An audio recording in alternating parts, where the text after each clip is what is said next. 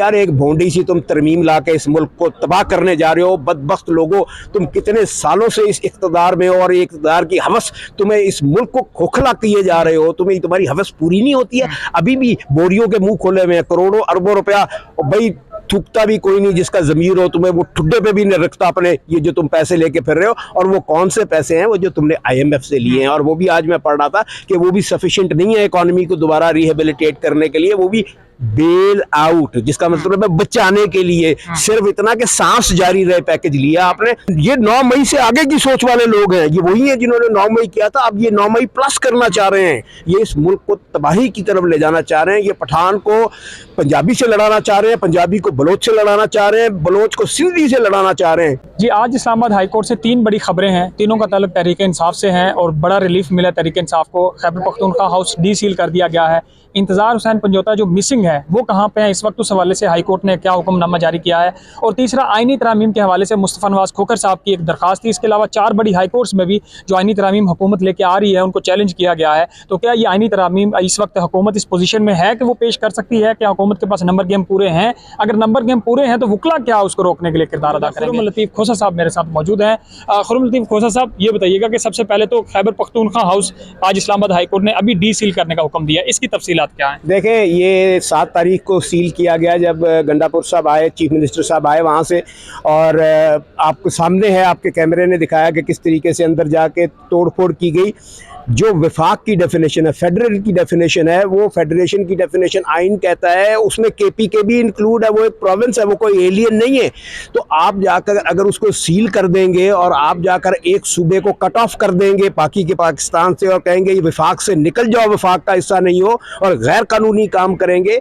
तो आज भी अदालत के अंदर जब लॉ ऑफिसर पेश हुए और उनसे दरियाफ्त किया गया और अदालत ने नालिश की कि आपने किस कानून के तहत इनको बंद किया है। और जो हालात और वाक़यात जिस तरीके से हैं वो ये हैं कि सबसे पहले जो है वहाँ से एक एहतजाजी जुलूस आता है, वो डी चौक पहुँचता है। उसके बाद आपको एकदम ख्याल आता है और आप जाकर उसको तोड़-फोड़ करके उसको सील कर देते हैं। तो ये आपका तर्ज ही बताता है कि ये आपने गैर कानूनी काम किया है। अगर आपका इनसे कोई मामला था तो जो आपका इनसे एग्रीमेंट है उस शिक के तहत आप इनसे कोई जुर्माना ले सकते हैं, लेकिन आपको सील करने का कोई हक नहीं है। तो अदालत ने कहा फिलफौर इसको जाकर अभी डीसील करें और ये शायबा न दें आप, जो माजी में खुदा न खास्ता हमने 71 में देखा कि आपने एक सूबे को नहीं माना तो उसका अल्लाह न करे वो कोई इस किस्म की चीज़। तो आज अदालत ने एक आइन को मजबूत करने के लिए, विफाक को मजबूत करने के लिए, मुल्क की बुनियादों को मजबूत करने के लिए, यहाँ कोई सूबा छोटा बड़ा नहीं है। अदालत ने यही कहा कि जो आइन कहता है सब बराबर हैं। ये भी बहस में आया कि अगर वहाँ पर जो ये, मैं तो कहूँगा ये नौवल्द हरकतें हैं, ये बचकाना हरकतें हैं। ये कोई वहाँ पर अहमक आदमी बैठा है जो कह रहा है कि जी सील कर दो KPK हाउस को। अगर KPK के अंदर खुदा न खास्ता, हम कभी नहीं करेंगे, हम मुहिब वतन लोग हैं, अगर वहाँ पर विफाक के सारे महकमे सील कर दिए जाएँ और विफाक के दफातर सील कर दिए जाएँ और उनके घर सील कर दिए जाए तो ये खुश होंगे? ये किस तरफ ले जाना चाहते हैं मुल्क को? ये 9 मई से आगे की सोच वाले लोग हैं। ये वही हैं जिन्होंने 9 मई किया था, अब ये 9 मई प्लस करना चाह रहे हैं। ये इस मुल्क को तबाही की तरफ ले जाना चाह रहे हैं। ये पठान को पंजाबी से लड़ाना चाह रहे हैं, पंजाबी को बलोच से लड़ाना चाह रहे हैं, बलोच को सिंधी से लड़ाना चाह रहे हैं। ये लड़ाई नहीं तो और क्या थी। तो शुक्र अल्हम्दुलिल्लाह कि आज इस्लामाबाद हाई कोर्ट ने विफाक साबित किया कि ये विफाक की अदालत है और उन्होंने उसको डीसील करने का फिल फॉर हुक्म दे दिया। और ये इंशाल्लाह आज वो KP हाउस जो है, और उसके अंदर ये भी बता दूं KP हाउस के अंदर जजेस के भी कमरे हैं जो KPK के हाई कोर्ट के जजेस हैं। वहाँ पे गवर्नर साहब का भी कमरा है, लाड साहब का, वहाँ पर एडवोकेट जनरल साहब के भी कमरे हैं और दीगर लोग भी उसको इस्तेमाल करते हैं। तो वो खाली ये नहीं है।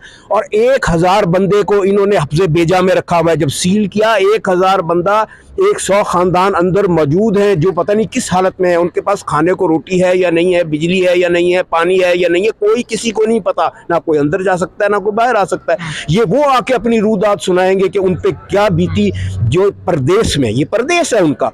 ये बजाय कि बड़ा दिल करके, विफाक का दिल बड़ा होना चाहिए था, ये उनको उनकी मामनत करने की बजाय उनको हकारत की नज़र से देखते हैं, जैसे खुदा न खास्ता माजी में देखा गया था। तो उसका नतीजा अच्छा नहीं होगा। दिल बड़ा करें, सियासत की बात करें, फॉर्म 47 की बात न करें, फॉर्म 45 की बात करें। अच्छा, ये असद कैसर साहब ने जब कहा कि हम केपी हाउस की मरम्मत नहीं कराएंगे, हम वहाँ के तलबा को भी विजिट कराएंगे, फिर अलीमीन गंडापुर ने कहा आईजी साहब को कि मैं ये आपसे मरम्मत करवाऊंगा ये सब कुछ, उसके बाद केपी हाउस डीसील हुआ, इसकी कोई मैचिंग थी कुछ ये ऐसा? उसके बाद ही ये किया गया, क्योंकि वो इंक्वायरी हो जाती और वहां और देखें, उनको दिखाना चाहिए ले जाके कि ये जो किया है, जिन्होंने किया है, ये 9 मई वाले ये खुद हैं, यही है जिन्होंने वो जिन्ना हाउस को जो है ये इस तरीके से बर्बाद किया। तब आप कहते हैं दुनिया को दिखाएंगे, ये भी करना चाहिए इनको बिल्कुल दिखाना चाहिए कि भाई ये किस तरीके से, किस जुल्म और रियासत की जो मलकियत है उसको तोड़ा जा रहा है। और कौन तोड़े? रियासती इदारे। ये तो बहुत, इससे ज्यादा जुल्म नहीं हो सकता। ठीक है। अच्छा, दूसरी जो आज की इस्लामाबाद हाई कोर्ट से थी, इंतज़ार पंजोता साहब लापता हैं 2 दिन से। हाई कोर्ट ने आज आईजी को भी तलब किया था। कहाँ इंतज़ार पंजोता साहब, आपकी लास्ट टाइम मुलाकात कब हुई थी? क्या ये इस मुल्क में 2 साल से एक तमाशा चल रहा है, जिसको दिल करता है उठा लेते हैं, जिसको दिल करता है गायब कर देते हैं, और ये सिलसिला बंद होना चाहिए। वो स्पोक्स पर्सन होने के अलावा, इमरान खान साहब के वकील होने के अलावा इस मुल्क के शहरी हैं। जब कल बहस हुई तो अब मैंने अदालत से यही गोशगुजार किया कि जो आईजी साहब हैं वो कस्टोडियन हैं, वो कस्टोडियन है यहाँ पे जितने जो शहरी जो बासी बस रहे हैं। और आज भी जो गुफ्तगू हुई मुझे उसकी समझ नहीं आई। उन्होंने कहा जी इस कैमरे पे गए, फिर उस कैमरे पे गए, फिर उस कैमरे पे गए, फिर घूम गए, फिर घूम के अब वो जिधर घूमे हैं वो वहां से ढूंढ रहे हैं। अल्लाह करे उनको मिल जाए और आइंदा इस किस्म की भौंडी हरकत ना हो। ये आपको इस दुनिया में भी हिसाब देना है, जो इस मुल्क के या इस शहर के बासी हैं, जो इस्लामाबाद की कैपिटल टेरिटरी है आईजी साहब।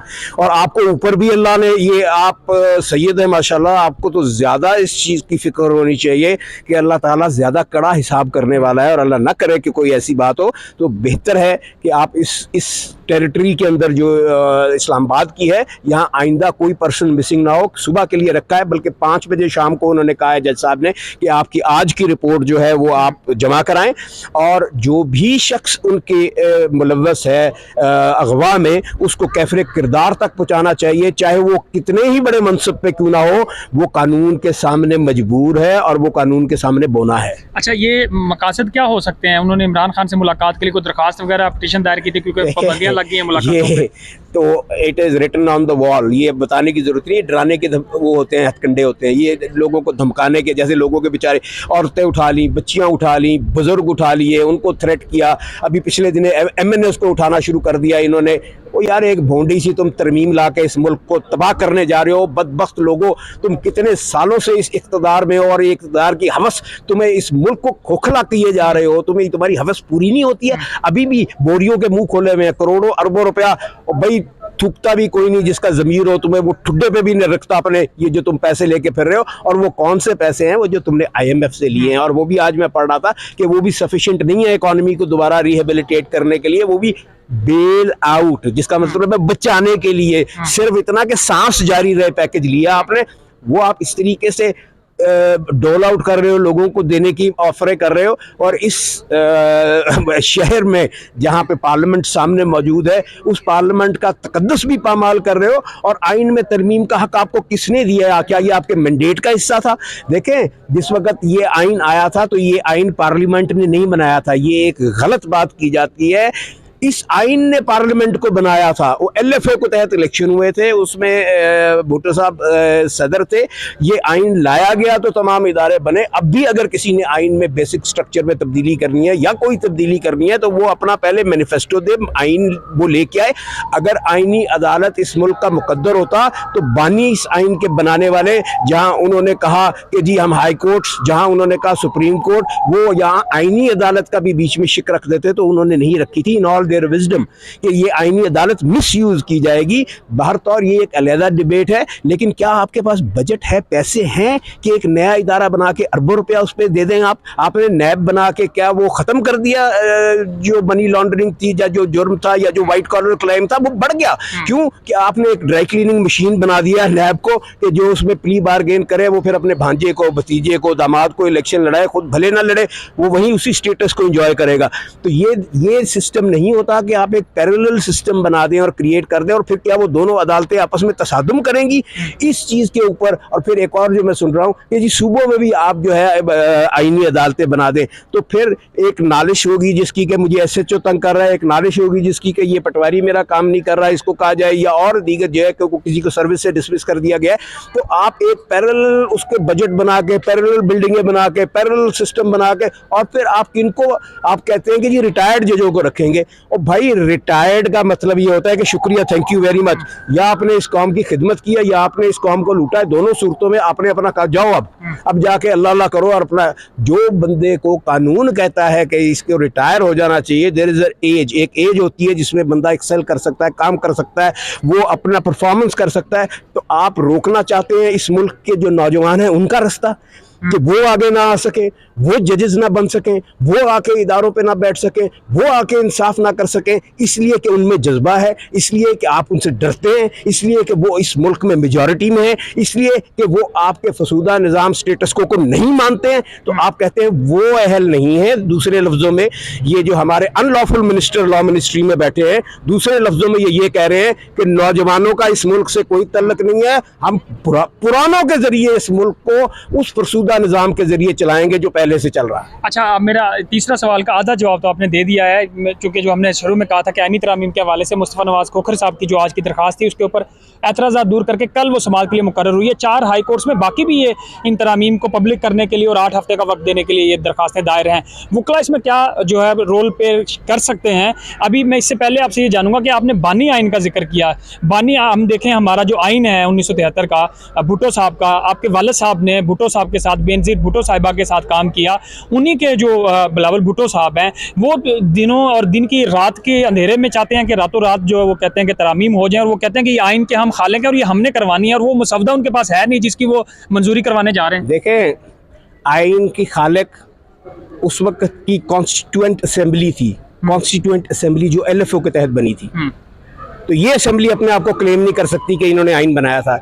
ये आइन की पैदावार हैं, they were born out of the womb of that assembly जो LFO के तहत मारूज़ वजूद में आई थी, और उसकी ये पैदावार हैं। ये जितनी फिर उसके बाद MPAs, MNAs, ये सेनेट और ये चेयरमैन और प्राइम मिनिस्टर, तो ये कह देना कि ये खालिक हैं, ये खालिक नहीं है, आइन ने इनको बनाया है। इसके आगे आइन की ये तशरीह कर सकते हैं, लेकिन तरमीम का हक फिर वही दिया जाएगा कि ये वापस जाएं कॉन्स्टिट्यूंसी के पास, ये पूरे पाकिस्तान में अपना एक मैनिफेस्टो छापें, उसमें कहें ये हमने आइनी तरामीम करनी है, लोग इनको उसके ऊपर वोट दें तो ये बिल्कुल तरमीम करें, फिर इनको हक हासिल है। लेकिन उसको उल्टा बयान ना करें, क्योंकि उल्टा बयान करने में तारीख भी मसख होती है। तो लिहाजा जिस तरह तारीख है हम उसको उस तरह ही रखें।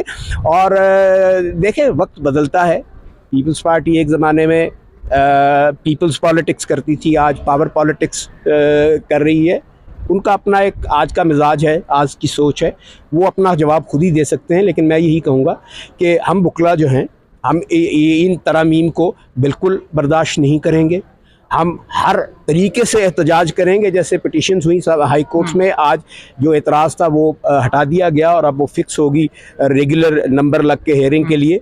तो मैं उम्मीद करता हूं कि सैनिटी विल प्रिवेल, और ये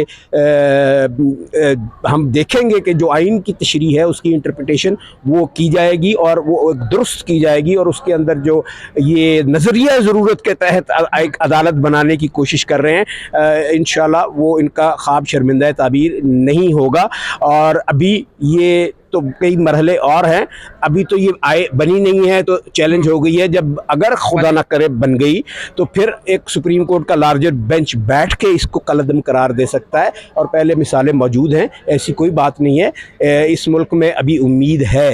इस मुल्क में जो गिद्दें बैठी हैं इस मुल्क को 70-75 साल से 78 साल से खा रही हैं, तो वो इंशाल्लाह आप देखेंगे कि इस मुल्क का नौजवान अब उनके सामने एक दीवार बन के उनको रोकेगा। Thank you so much. Khurram Latif Khosa साहब हमारे साथ मौजूद थे। और नाज़रीन, आज इस्लामाबाद हाई कोर्ट की 3 बड़ी खबरें और इसके हवाला आनी तरामीम के इस वक्त क्या कंडीशन है और वकला इस पर क्या रोल प्ले करने जा रहे हैं, मैंने आपके सामने रख दी। और इस वक्त हुकूमत की आइनी तरमीम से हवा निकल चुकी है, हुकूमत के पास नंबर गेम पूरे नहीं है। मौलाना ने टफ टाइम दिया हुकूमत को, इसलिए हुकूमत की आइनी तरामीम इस वक्त रद्दी की टोकरी में जा चुकी हैं। अब ये तो हो सकता है कि मौलाना फजलुर रहमान और तहरीक इंसाफ इंसाफ की आईनी तरामीम जो है वो पेश होकर मंजूर तो हो जाएँ, लेकिन हुकूमत की आईनी तरामीम पेश होकर मंजूर होने का कोई चांस बाकी नहीं है। अभी तक के लिए इतना ही। अपना ख्याल रखें। अल्लाह हाफ़िज़।